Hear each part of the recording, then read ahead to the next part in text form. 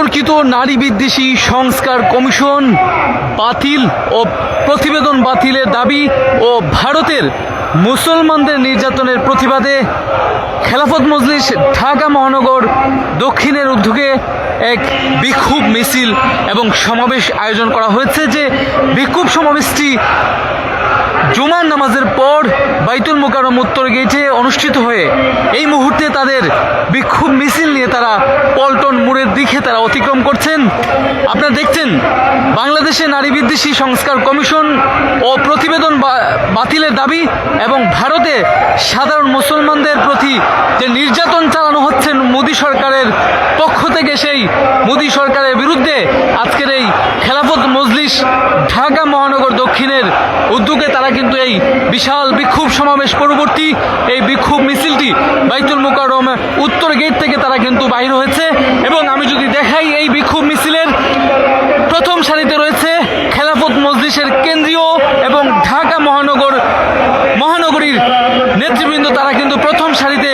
রয়েছেন এবং তাদের অসংখ্য নেতৃবৃন্দ কিন্তু অংশ নিয়েছেন আজকের এই কর্মসূচিতে। দর্শক, সরাসরি দেশ জগৎ লাইভ থেকে আপনাদের সাথে যুক্ত রয়েছি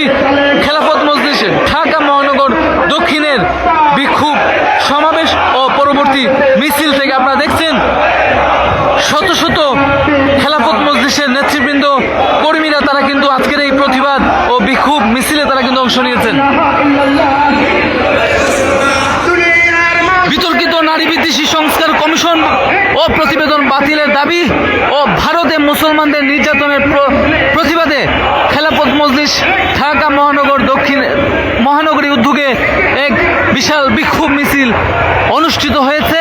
এবং বিক্ষোভ মিছিলের নেতৃত্ব দিচ্ছেন খেলাফত মজলিসের কেন্দ্রীয় নেতৃবৃন্দ।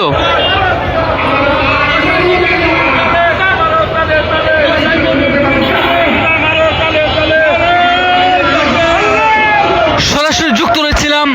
খেলাফত মজলিস ঢাকা মহানগরীর উদ্যোগে এক বিশাল বিক্ষোভ সমাবেশ ও বিক্ষোভ মিছিল থেকে আপনাদেরকে দেখানোর চেষ্টা করছিলাম